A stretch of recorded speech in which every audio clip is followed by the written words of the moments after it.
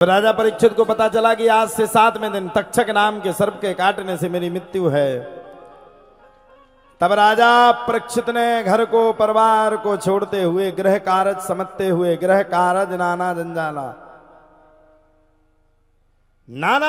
समझते हुए राजा परीक्षित ने सबसे पहले घर परिवार का त्याग कर दिया। देखो भैया, इस संसार में मरना सबको है, जिंदा कोई नहीं रहेगा। इस कलकाल में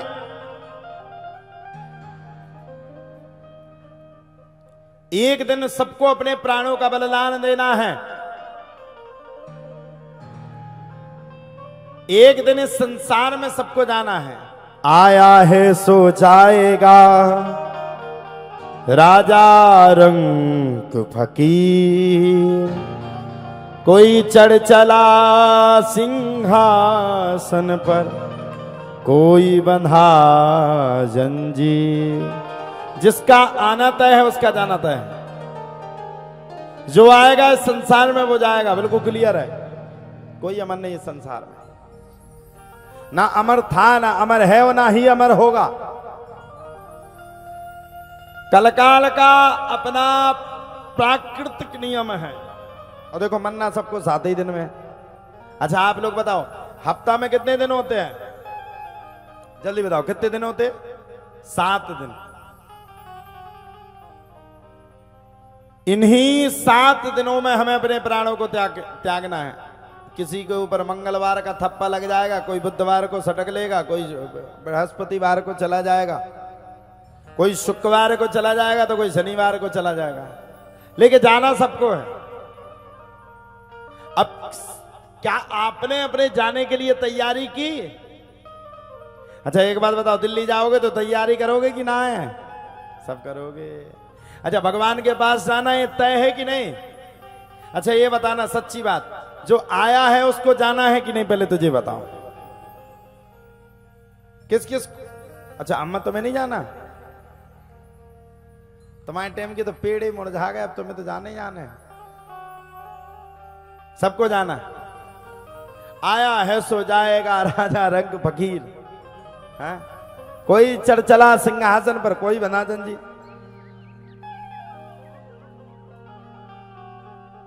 जिसका इस संसार में आना तय है तो उसका जाना भी तय है।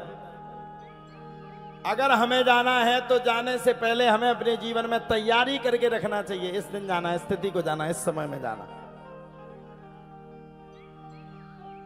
हमें अपनी जीवन की तैयारियों को विधिवत रूप से, रूपेण तरीके से कर करके जाना चाहिए। आया है सो जाएगा राजा रंग फकीर, अरे कोई चढ़ चला सिंहासन पर और कोई बंधा जंजीर। जो आएगा वो जाएगा। अब भगवान के पास जाने के लिए हमें कौन कौन सी तैयारी करना? सबसे पहले टिकट बनवाने के लिए हमें स्टेशन मास्टर को पकड़ना पड़ता है। उसी प्रकार से भगवान से मिलने के लिए भी हमें एक गुरु की आवश्यकता है। जब तक जीवन में गुरु नहीं होगा तब तक कुछ नहीं हो सकता भैया। बिना गुरु के ज्ञान इस संसार में हो ही नहीं सकता। अच्छा आप लोग बताओ, कौन कौन गुरु अपने अपने गुरु से दीक्षा लिए हो? गुरुदेव से दीक्षा। और कौन कौन बिना दीक्षा के हो? बे हाथ खड़े करो जरा। शर्म तो है ना है, हया तो है ना है। बिना गुरु के जी रही हो, 40-40 वर्ष की है गई हो। टच के फोन चला रही हो 50-50 वर्ष में।